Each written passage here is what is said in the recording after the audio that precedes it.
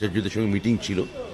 তো কথা প্রসঙ্গে ওরা জানালেন যে এই আমাদের কোভিডের পর নতুন ওই যে অনলাইন সেন্ট্রালি অনলাইন যে সিস্টেম, সেটা ওদের আরও সরগড় হতে মাস 5-6 লাগবে। কিন্তু দেখা যাচ্ছে যে সিবিএসসি, আইসিসি এবং হায়ার সেকেন্ডারি রেজাল্ট সব বেরিয়ে যাচ্ছে তখন। তো আমরা তখন সিদ্ধান্ত নিলাম যে যখন উপাচার্যরা এখানে এখন অসুবিধা আছে বলে বলছেন, আমরা মাস 5-6 ডেফার করার মানে হচ্ছে এটা আমাদের পরবর্তী সেশনে চলে যাওয়া। তো এই বছরটা যেহেতু কোভিডের পর, আমরা তাই সিদ্ধান্ত নিলাম যে নতুন সিস্টেম যদি ওনাদের অসুবিধে হয় তাহলে এই বছরটা হবে না, সামনের বছর থেকে আমরা এটা লাগু করব।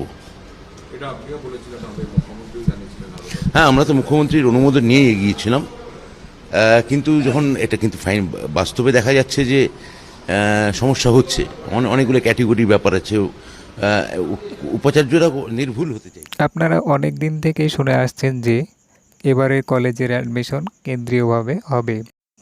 তার জন্য পশ্চিমবঙ্গ সরকার একটি নির্দিষ্ট ওয়েবসাইট চালু করেছে।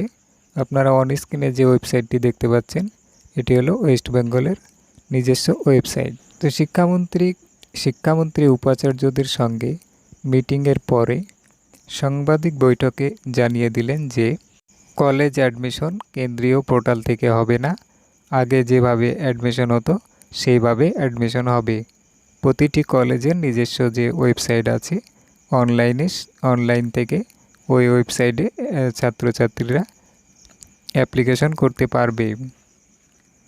কারণ হিসাবে তিনি জানিয়েছেন যে পোর্টালে এখনও অনেক কিছু কাজ বাকি আছে।